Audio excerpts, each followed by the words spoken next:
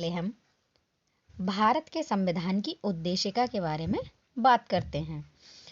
तो जो हमारा भारत का संविधान है उसकी वो जो पेपर में आता है, चाहे प्री का पेपर हो, चाहे मेंस का पेपर हो, चाहे इंटरव्यू में, तो तीनों जगह उद्देशिका से प्रश्न पूछा जाता है। अब हम बात करते हैं भारत के संविधान की उद्देशिका, जिसमें सबसे पहले शब्द लिखा है हम भारत के लोग। तो जो हम भारत के लोग शब्द का प्रयोग हुआ है, ये हमारा ऑस्ट्रेलिया के संविधान से लिया गया है, और जबकि बाकी उद्देशिका जो है वो अमेरिका के संविधान से ली गई है। तो हमारे जो संविधान की उद्देशिका है उसमें 3 प्रकार के न्याय को बताया गया है। कौन से 3 प्रकार के न्याय? सामाजिक न्याय, आर्थिक न्याय और राजनैतिक न्याय तथा स्वतंत्रताएं। तो स्वतंत्रताएं हमें 5 प्रकार की दी गई हैं। तो कौन सी स्वतंत्रताएं हैं? तो नंबर 1 विचार, अभिव्यक्ति,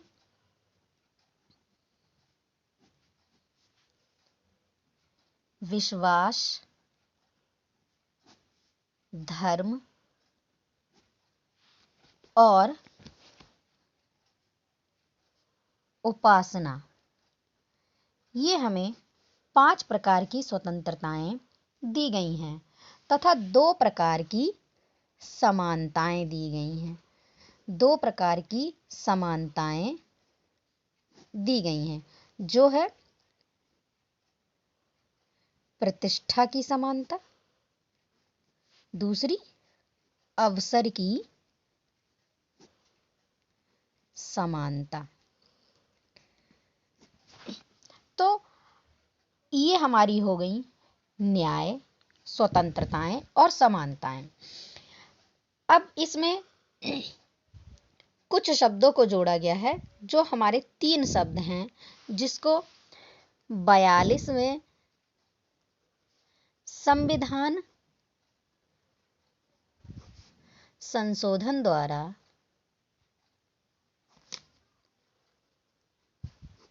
जोड़ा गया है। कौन से शब्द? संपूर्ण प्रभुत्व संपन्न, संपूर्ण प्रभुत्व संपन्न, समाजवादी, पंथ निरपेक्ष तथा लोकतंत्रात्मक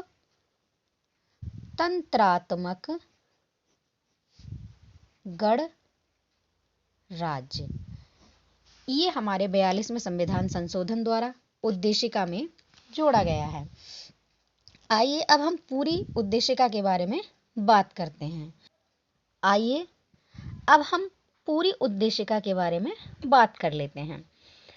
तो हमारी जो उद्देशिका है उसमें कहा गया है कि हम भारत के लोग भारत को एक संपूर्ण प्रभुत्व संपन्न, समाजवादी, पंथ निरपेक्ष, लोकतंत्रात्मक गणराज्य बनाने के लिए तथा उसके समस्त नागरिकों को सामाजिक, आर्थिक, राजनैतिक न्याय,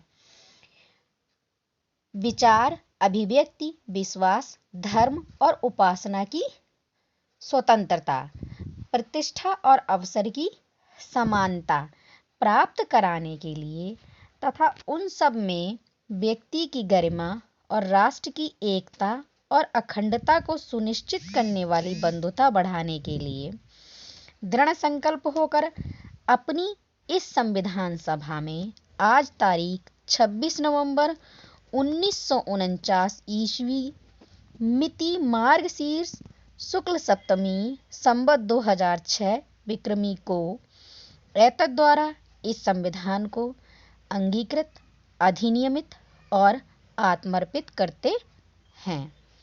आगे का हम इसमें और बताएंगे कुछ समय बाद।